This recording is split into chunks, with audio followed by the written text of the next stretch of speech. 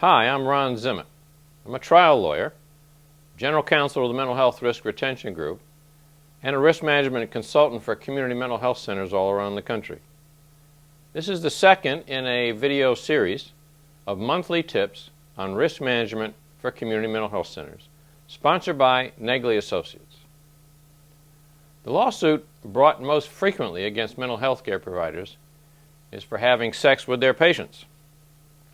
In the community mental health setting, it's not just the counselor who gives in to temptation. All staff, even such people as bus drivers and maintenance personnel who have direct contact with patients, could be inappropriate with a patient. Most, if not all, lawsuits for sexual misconduct of a mental health center employee also involve allegations that the employee was not adequately supervised.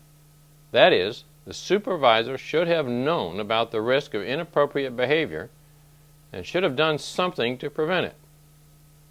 Almost always, instances of sexual misconduct start with some boundary violations that are less severe. So, here are 3 tips for supervisors to prevent boundary violations and to create a norm against sexual misconduct for your center. First, talk about boundary violations generally with the employees you supervise. Mental health center employees often have questions about what is a boundary violation and what is not. They can be genuinely confused. I've been asked, for instance, whether or not it's a boundary violation to say hello to a patient when unexpectedly seeing them at a local Walmart. It's clearly not a boundary violation to say hello. Here's another example. At one center, a case manager takes patients to lunch. Sometimes it's just the case manager and the patient, all alone at the restaurant. The case manager believes that the lunch activity improves rapport with her patients and strengthens the therapeutic alliance. Her supervisor agreed. The problem, of course, assuming that the case manager is entirely innocent, is that the lunch could be misinterpreted by the patient as a social event.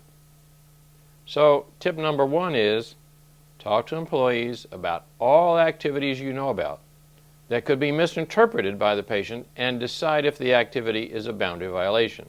So here's tip number 2. Talk to the patient about it as well. Call a meeting with the employee, the patient, the supervisor, and someone who's part of the patient's normal support system, such as a family member who's positively involved in the patient's care. One of the best ways to tell if a specific activity is a boundary violation is whether or not it is discussable. If the employee or patient cannot talk about it, be very suspicious. At the conference, discuss the activity that could be misinterpreted by the patient, explain why the activity is part of your patient's care, and be frank that the activity could be misinterpreted. Then explain why it should not be misinterpreted.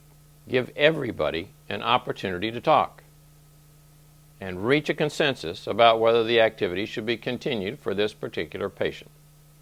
For instance, it may be appropriate for the case manager to take some patients to lunch, but not others.